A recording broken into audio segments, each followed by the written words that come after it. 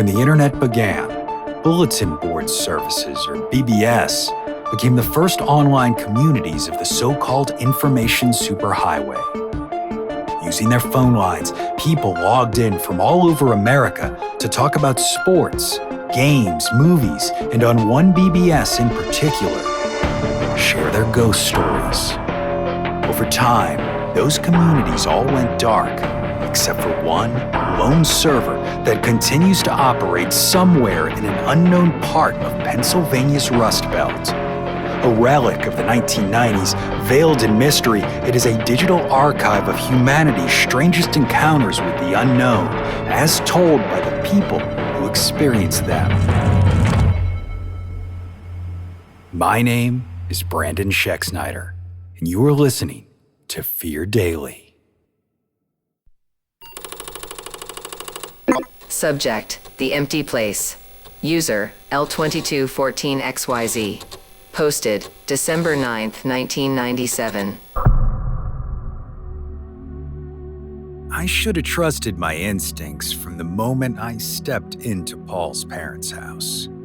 Their place looked like every respectable suburban home I grew up around. A porch swing, carefully trimmed shrubs, a wreath on the door made of dried corn husks. But the moment his mother opened the door, there was something in the air that didn't feel right. Not hostility, not even disapproval, more like anticipation. The way people hold their breath before someone important enters a room. Inside, the table was already set, even though dinner was hours away. The china was spotless, silverware arranged in neat, rigid lines, linen napkins folded with crisp precision. Everything looked too perfect, as if it had been staged long before we arrived. What caught my attention immediately was the extra chair. Not mine, though. That one was beside Paul. This one had been placed near the end of the table with such careful purpose that it seemed to possess its own gravity. The place was set just as elegantly as the others, and yet no one acknowledged it when I reached for my coat or followed him into the kitchen. While the men busied themselves with the turkey, I helped in the kitchen with his mother and his sister Claire.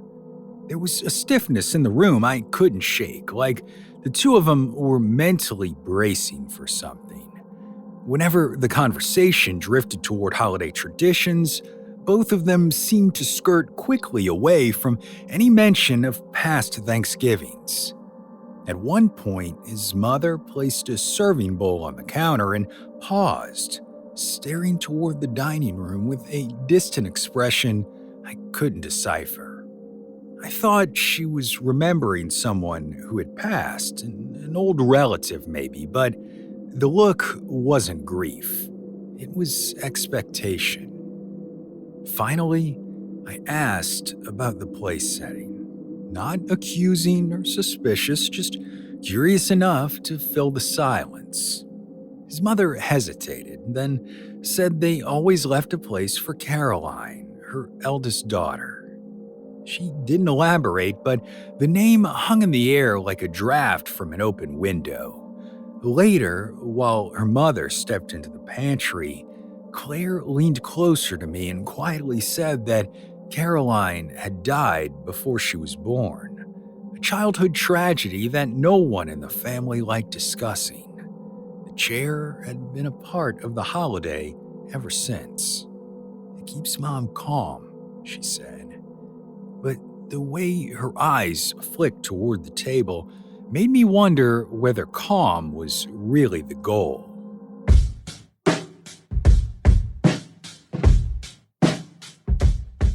Dinner began just as dusk settled. The candles flickered along the table, their reflections stretching across the polished wood like thin, ghostly figures. Everything should have felt warm and inviting, but the moment we all sat down, tension wrapped around the room like another layer of wallpaper. Paul's father raised a glass and said a short toast, something polite and generic. Yet again, everyone turned toward the empty chair as if waiting for someone to sit in it. Even Paul, who had promised the whole thing was just a family quirk, couldn't help glancing that way more times than he looked at me. As the plates were passed around, I noticed the napkin at the empty place had changed. It had been perfectly folded earlier, but now one corner sagged slightly, like an unseen hand had touched it. I told myself I was imagining it. The lighting was strange. The candle shadows flickered unpredictably, and nerves make people see things. But as dinner continued, I caught the chair angled a little further from the table than it had been, the legs scraping faintly against the floorboards when no one was near it. After we finished eating, the men drifted toward the living room while Claire and I walked dishes back to the kitchen. Away from the table, she confided a few more things about the family's odd tradition. Over the years, little incidents had happened. Nothing dramatic, nothing anyone could comfortably label supernatural, but enough to keep her from dismissing her mother's fixation outright. Candles that went out on their own, silverware that fell even when the table was still, a coldness that settled near the chair no matter how warm the house became. She told me this not out of fear, but frustration. The kind of frustration that comes from living with something strange for so long, it becomes part of the background. We returned to the living room where the others were listening to the game. The house moaned in the old way homes do when temperatures drop, but there was something else beneath it. A softer, deliberate sound that carried through the ceiling like slow-moving footsteps. They came from the second floor, from the hallway above us.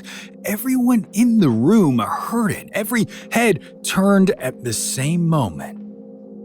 The footsteps paused, then resumed, one at a time, paced evenly as if a child were walking toward the top of the stairs. No one spoke, and even the television seemed to dim under the weight of that silence. And then the dining room chair scraped sharply against the floor.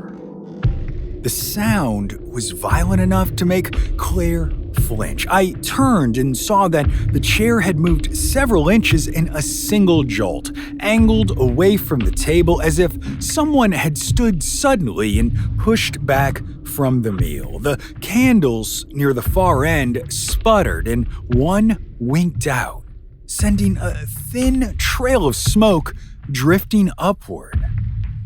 Something cold slid down the stairwell. Not a gust, not a draft. This felt deliberate. A presence descending into the doorway where the dining and living rooms met. No one moved toward it. Nobody dared move at all, and the rest of the house remained impossibly still. There was no rush of footsteps, no figure appearing at the threshold, just a subtle shift in the air, like the temperature dropped in one room and rose in another. The napkin at the empty place slowly lifted, not high, but enough to catch the candlelight before falling into a new shape on the plate. All I could think was that something unseen had just tried to sit down. Everyone in the room seemed to understand this without anyone saying a word. The men froze in place. Claire stood with her arms pressed tightly to her sides. Their mother's face softened into something that looked like relief, even affection, as though a long-awaited guest had finally arrived. And then the candles settled. The house grew still again. Footsteps above faded, or perhaps they had simply stopped where we couldn't hear them anymore. Later, when I finally got Paul alone, he asked if I wanted to leave. His voice shook a little, even though he tried to hide it. I should have said yes, I should have run, but the weight of that room, the sense of something unfinished, held me in place. I glanced at the empty chair, no longer entirely empty, and realized exactly why he'd asked. Whatever his family had been waiting for all these years, whatever they'd been setting a place for, had finally come home. And for a moment, I felt certain she wasn't planning to leave when the holiday ended.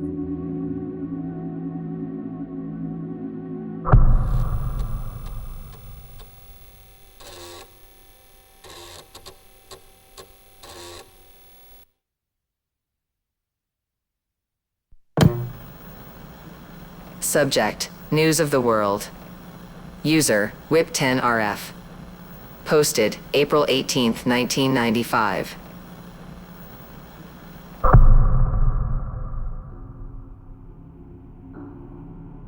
In 1979, the newspapers here in Harrisburg started talking about the solar maximum.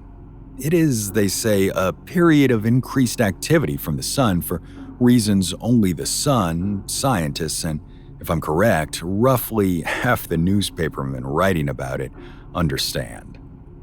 Given that the sun and its machinations are even further beyond my sphere of influence than whatever slick-haired weasel happens to be occupying the White House, I read articles about them and worked on immediately forgetting everything afterward. Do not concern yourself with things you cannot change is my motto, and it served me well. There was, however, an incident in February of the following year, 1980, that I can't help but think may have been tied to this predicted unrest in the stars and which challenged my ability to separate myself from the trouble of the world. Though in the present day I live in an assisted care facility, back at the time of this story I still had my house on Penn Street in the part of Harrisburg known as Old Uptown. I was an insurance adjuster then, and my workday ended at 5:30 sharp, followed by a drink downtown, after which I'd come home to make myself dinner.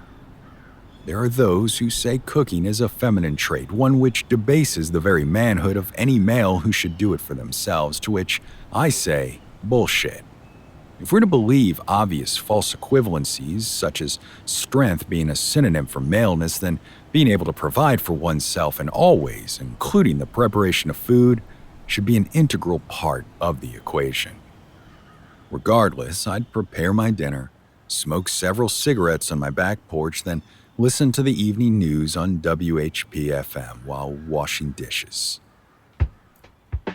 There's much to say for television and now this internet business, but owing no doubt to the timing of my birth, radio has been and remains the conduit which I feel most connected to the world. After my evening communion with the local and national news, I'd go to bed. The anomaly occurred on a Tuesday evening that was by any other standard completely uninteresting. Work ended as normal. The after-office crowd at my bar of choice was quietly inward-facing, and dinner was so forgettable as to have vanished from my memory entirely. The notable part came after I'd ground out my last cigarette in the novelty ashtray brought back from Hawaii for me by an old lover. Her name I remember quite fine, and that knowledge shall always remain between the two of us. In the kitchen, I snapped on the red Bakelite radio I kept on the counter and turned on the sink's hot water tap. Before the news broadcast again, there was a great deal of static, so much so I wondered if I hadn't jostled the tuner by accident. Gradually, the white noise faded enough to hear the beginning of the newscast's signature tritone opening. The newscaster's voice was unfamiliar to me, not belonging to the main anchor or any of his usual fill-ins. Instead, this man's voice sounded choked, as if He was desperately clinging to his last shreds of composure. I strained to listen, the steaming faucet in front of me continuing to fill the basin. Scientists still do not understand what has triggered this global cataclysm. We are rapidly coming to understand we may never know. The solar maximum has disabled satellite communication, so while it is difficult to reach the rest of the world, it is clear that the eruption of the Yellowstone caldera was only the beginning. Air temperatures everywhere are climbing. According to what few reports we've received, according to reports, spontaneous shockwaves of heat have incinerated hundreds of miles of... White noise surged back in, drowning out his words. My throat was dry. Was this some kind of joke, or was something apocalyptic truly happening? The air didn't feel any warmer now than it had. In fact, great fluffy flakes of snow continued to drift up against my kitchen window. Before I could ponder this further, the static receded. Continues to grow, having now also consumed the tribal regions surrounding Al Alamond. If you can hear this, seek shelter. Help is not coming. I repeat, seek shelter with your loved ones. Help is not coming. May God have Static again. So loud I had to turn the radio's volume down. I stood there trying to reconcile the newscaster's apocalyptic visions with the sedate winterscape before me. Spontaneous shockwaves of heat? I recalled once reading a journal which described the discovery of sheets of black glass by an archaeological team in the Middle East. They had felt this could only have been caused by waves of intense heat far beyond anything we had measured, so such a thing was indeed possible. And yet, I didn't feel anything. Shouldn't the end of the world feel like something? Suddenly, there was warmth at my feet and my heart raced. Was this it? Is this how it began? For a moment, I lost myself to panic, only to realize the heat's origin was far more mundane. I had been so lost in thought that the kitchen sink had filled to overflowing. I cursed myself and turned off the tap. This was a crisis I could control, I thought, and I fetched the mop and bucket. Once order had been restored, I dialed the radio's volume back up right in the middle of the evening sports recap. The voice of the anchor was no longer the desperate stranger who had listed off the horrors of a world at its end, but the usual weekday newsman. He drolly listed off the victors of various regional hockey tournaments before throwing to an ad for a local mechanic shop. I continued listening for hours, never again hearing the broken man's voice. At work the following day, I described some of the broadcast to others around the office, receiving only confused looks in response. They were all of the same mind that I had been the victim of some well-executed prank. For proof, they pointed to the doomed nation of Al Alamond, a place they asserted did not exist, either in real life or fiction. In time, I came to think the same, and yet I sit here now in the year 1998, in a world that is warmer than it was, and by all accounts will only continue in this fashion. I'm left to wonder whether that night in 1980 was truly the work of pranksters or a window granted by the unfathomable workings of the sun into a world not unlike ours, a world which has ceased to be.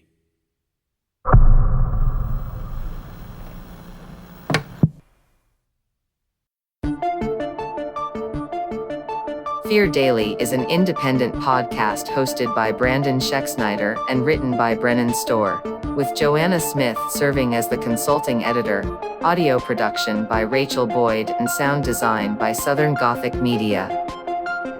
This podcast is a work of fiction. Names, characters, places, and incidents are either products of the author's imagination or are used fictitiously. Any resemblance to actual persons, living or dead, or to real events or locations, is entirely coincidental. Ad-free versions of Fear Daily are available now on your favorite podcast apps.